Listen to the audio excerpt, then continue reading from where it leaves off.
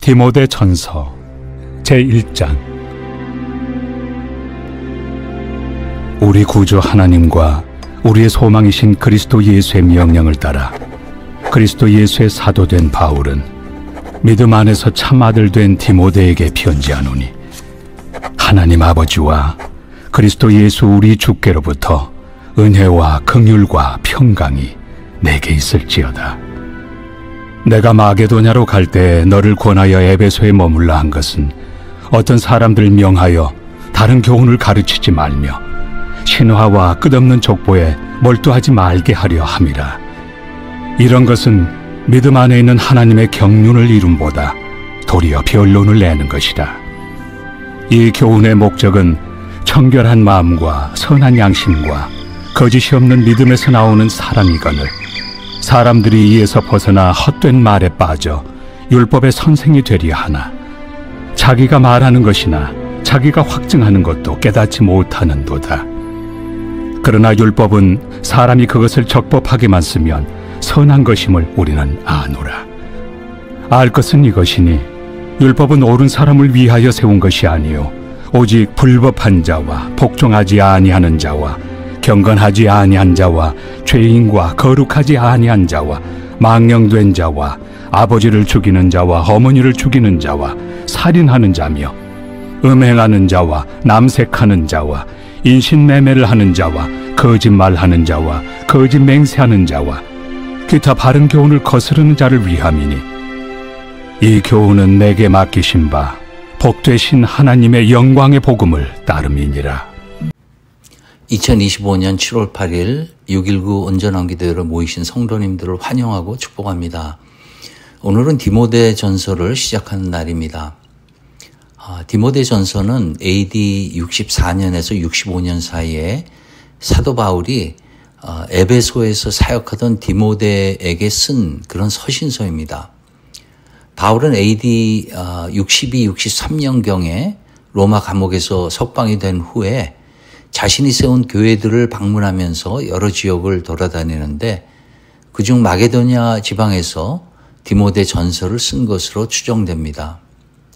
디모데 전 후서와 디도서는 목회서 쓰인으로 알려져 있는데 그 이유는 사도 바울이 목회를 하고 있던 디모데와 디도에게 보낸 서신들로서 목회자, 즉 교회의 영적 지도자들에게 주는 권고가 담겨 있기 때문입니다. 디모데 전서에는 사역자가 어떤 마음가짐으로 사역해야 하는지를 가르치는 동시에 에베소 교회 성도들에게 디모데의 권위를 인정하고 그를 잘 따르도록 당부하는 내용이 담겨 있습니다. 디모데라는 이름은 하나님을 경외함이라는 뜻을 가지고 있습니다. 디모데는 루스드라 출신으로 유대인 어머니 유니게와 헬라인 아버지 사이에서 태어났습니다. 디모데 후서 1장 5절을 보시면 이는 내 속에 거짓이 없는 믿음이 있음을 생각함이라. 이 믿음은 먼저 내 외조모 로이스와 내 어머니 유니게 속에 있더니 내 속에도 있는 줄을 확신하노라 라고 기록되어 있습니다. 할머니 로이스로부터 시작된 믿음이 디모데의 어머니 유니게를 통해 디모데에게 귀한 영향을 미친 것을 알 수 있습니다. 루스드라의 교회가 세워진 것은 주후 47년부터 49년까지의 바울의 1차 선교 여행 중입니다. 디모데는 루스드라에 있는 믿음의 형제들에게 칭찬을 들었을 뿐 아니라 30km 정도 떨어져 있는 이고니온의 성도들에게까지 칭찬을 듣는 귀한 믿음을 가진 청년이었습니다. 그래서 사도 바울이 2차 전도 여행 때 루스드라를 방문하면서 청년 디모데를 알게 되고 그를 평생 동역자로 삼게 됩니다. 오늘 말씀 1절을 보면은 우리 구주 하나님과 우리의 소망이신 그리스도 예수의 명령을 따라 그리스도 예수의 사도된 바울은 이라고 되어 있습니다. 보통 바울의 서신서에는 구주라는 단어가 예수 그리스도 앞에 사용되는데 오늘 말씀에서는 구주 하나님이라고 표현되어 있습니다. 구주 하나님이라는 표현은 신약 성경 전체에서 디모데 전서와 디도서에만 나옵니다. 사도 바울은 우리를 구원해 주시는 것이 하나님의 뜻이고 그 하나님이 궁극적인 구원자라고 하는 것입니다. 그리고 예수 그리스도는 그 구원을 가능케 하는 유일한 소망이자 하나님이라는 것을 묘사하고 있는 것입니다. 또 그리스도 예수의 사도된 바울이라고 표현을 하면서 그 당시 거짓 선지자들이 바울이 사도가 아니다라고 많은 사람들을 혼란하게 했던 그런 것을 교정하는 그래서 본인이 그리스도 예수의 사도라는 것을 강조하는 것으로 말씀을 시작하고 있습니다. 뿐만 아니라 1절과 2절에서는 바울이 디모데를 믿음에 참아들 된 디모데라고 부릅니다. 이는 디모데가 이러한 하나님의 명령을 수행하는 직무를 감당하는 사역자라는 것을 디모데에게 그리고 이 편지를 읽는 에베소 교회 성도들에게 암시적으로 알리고 있는 것입니다. 즉 디모데에게 힘을 실어주면서도 또 한편으로는 디모데에게 사역자의 궁극적인 권위가 오직 예수 그리스도로부터 나온다는 사실을 강조하는 것입니다. 이 말씀은 교회의 목사님이나 전도사님들에게만 적용되는 것이 아닙니다. 예수님의 제자의 삶을 살아나가는 우리 모두가 사역자인 것입니다. 세상에서의 권위는 가지고 있는 재력, 학력 또는 직위로 결정나지만 하나님 나라에서는 그렇지 않습니다. 사역자의 권위는 개인적인 인기나 성품, 학벌, 재력 또는 어떤 지위에 의해서 결정되는 것이 아니라 그 사역자의 삶을 통해서 예수 그리스도가 얼마나 나타나는지에 달린 것입니다. 교회 사역을 하다 보면 어떤 때 사람들이 나를 어떻게 생각할까라는 생각이 듭니다. 그리고 이런 생각들이 우리의 마음에 점점 자리 잡기 시작할 때 우리는 하나님의 말씀이 무엇이라고 하는가 보다는 사람들로부터 듣는 그런 칭찬을 쫓게 되고 하나님께서 어떻게 생각하실지에 초점을 맞추기보다는 사람들이 나를 어떻게 생각할지에 더 신경을 쓰게 되는 것입니다. 우리가 사역자로서 기억해야 할 것은 우리의 삶을 통해 예수 그리스도가 나타날 때 그 사역의 권위가 세워지는 것입니다. 즉 사역의 권위는 우리의 삶을 통해서 예수님이 얼마나 나타나시는가에 의해서 결정되는 것입니다. 사도 바울은 2절에서 디모데를 믿음 안에서 참 아들이라고 불렀습니다. 디도에게도 또 같은 믿음을 따른 참아들이라고 부릅니다. 디모데와 디도가 완벽해서 참아들이라고 부른 것이 아니라 예수 그리스도의 복음을 통해서 거듭난다는 이런 공통된 믿음을 가지고 그것을 향하여서 그들의 삶을 바친 그들을 true son, 진정한 아들이라고 부르는 것입니다. 육신의 피를 나눈 관계라 할지라도 같은 믿음을 나누지 못하면 그 관계의 깊이는 한계가 있고 오히려 육신으로는 관계가 없지만 예수 그리스도의 피를 통해 거듭나고 매일의 삶 속에서 그 믿음을 지키려고 싸워나가는 우리 주위의 믿음의 형제, 자매가 더 귀하게 느껴지는 것을 경험합니다. 아마 사도 바울도 그런 마음으로 디모데를 참 아들이라고 불렀으리라 생각합니다. 사도 바울은 1절과 2절에서 디모데의 권위가 어디서 나오는지 알려주고 간단한 인사 후에 바로 3절부터 디모데의 사명을 알려줍니다. 그 사명은 바로 에베소에 남아서 성도들을 바로 세우는 것입니다.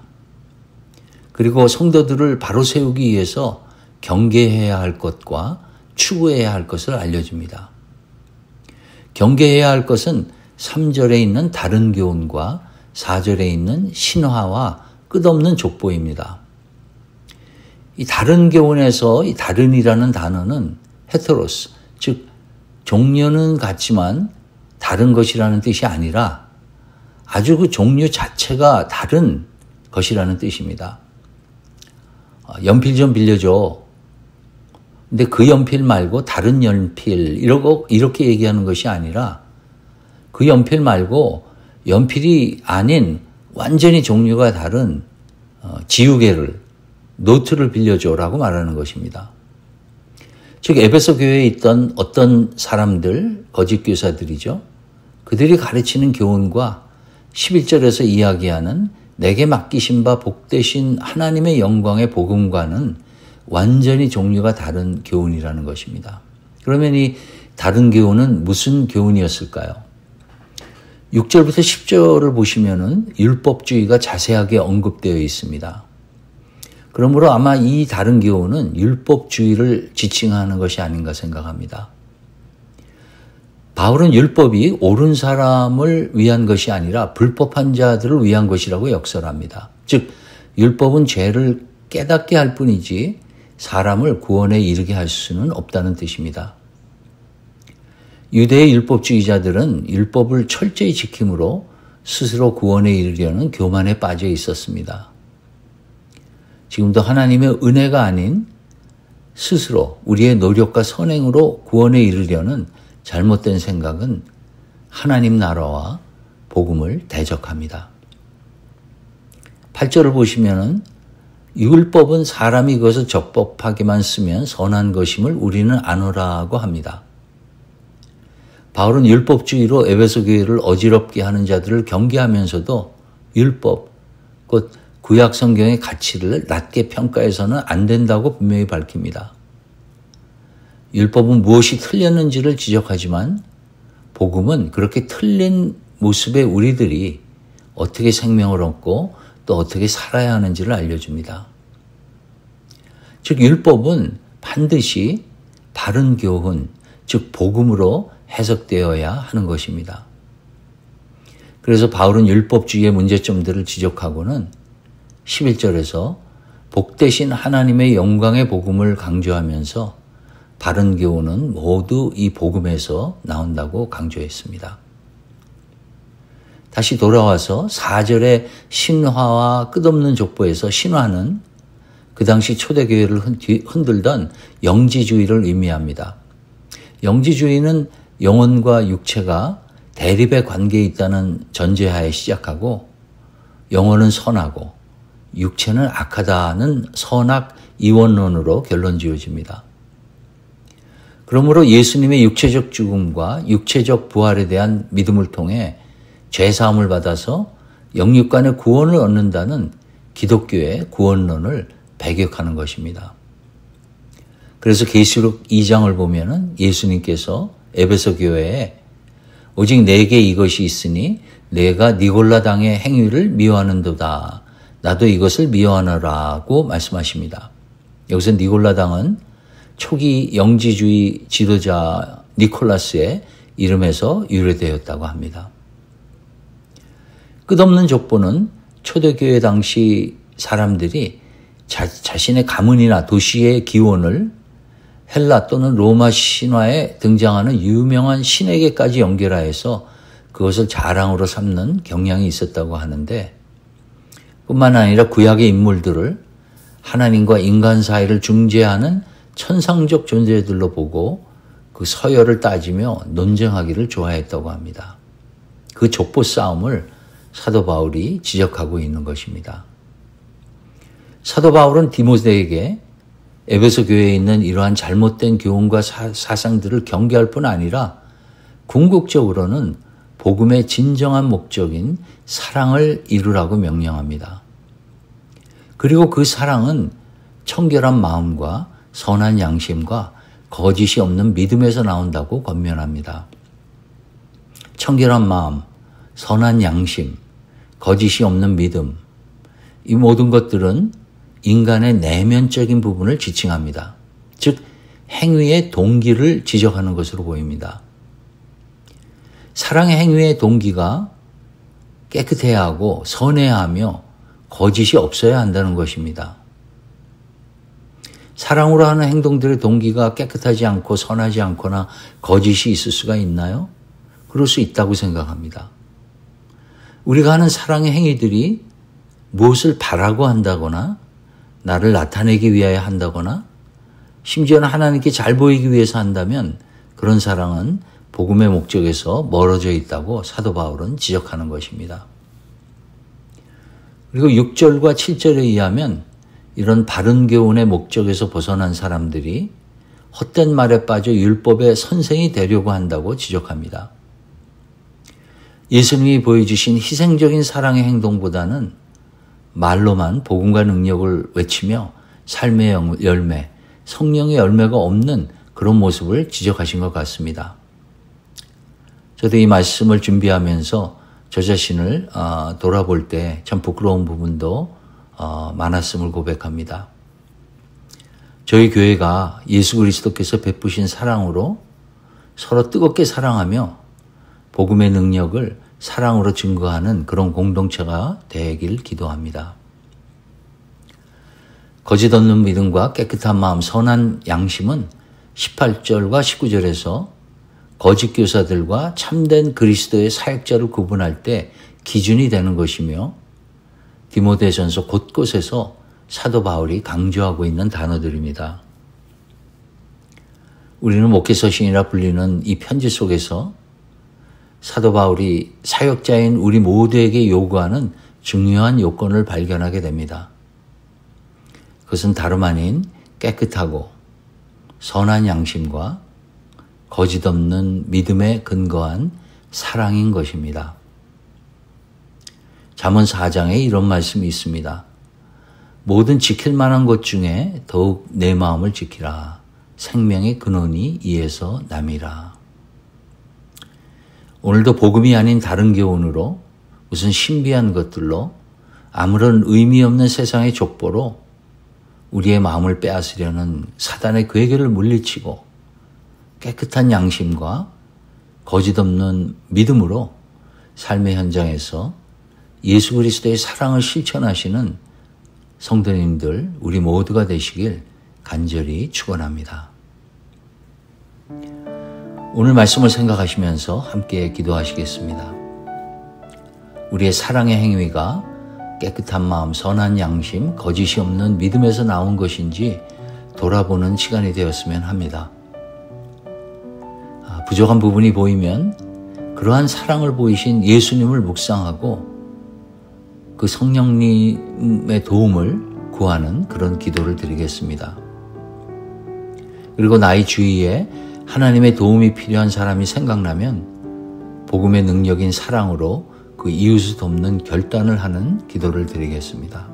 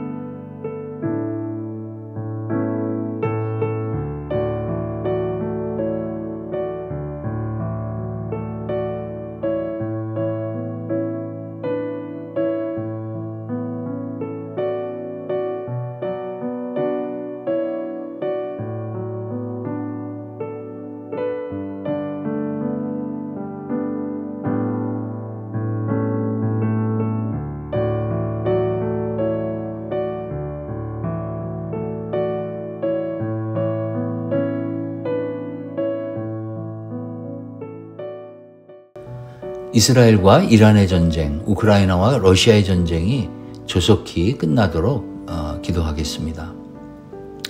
이렇게 온 세상이 전쟁으로 시끄러울 때 선교사님들은 조용히 하나님의 나라를 확장하기 위해서 수고를 하고 계십니다.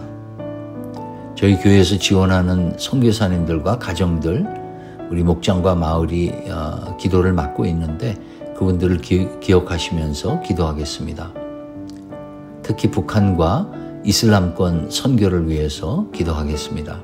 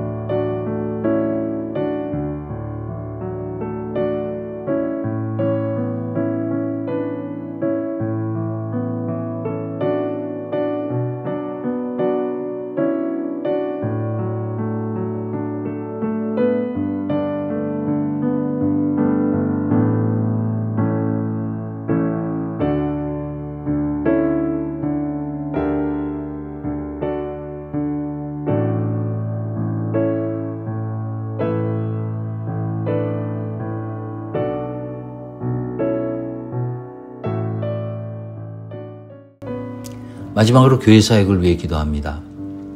목장을 새로 편성하는 모든 가정에 하나님의 지혜와 은혜가 함께 하시길 기도합니다.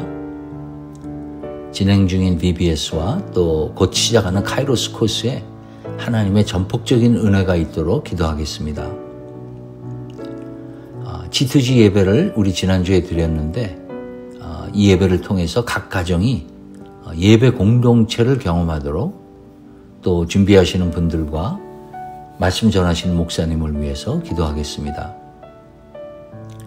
샘킴 전도사님의 유스 사역이 하나님과 성도들의 도움으로 원활하게 시작될 수 있도록 기도합니다. B24 프로젝트 사이트 퍼밋과 론을 받는 과정이 어려움 없이 마무리되도록 기도하겠습니다. 마지막으로 육체적으로 또 마음의 치유가 필요한 그런 성도님들이 계십니다. 우리 기억나시는 대로 그분들의 치유와 회복을 위해 기도하겠습니다.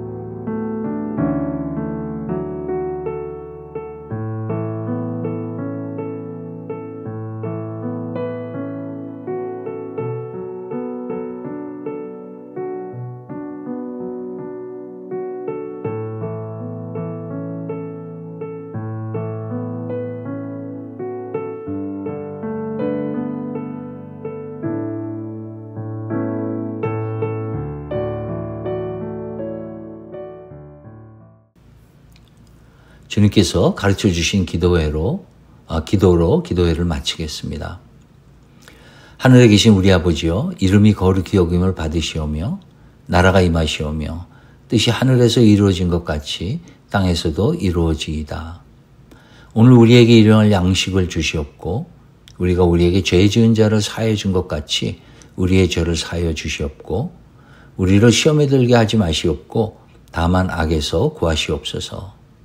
나라와 권세와 영광이 아버지께 영원히 있사옵나이다. 아멘.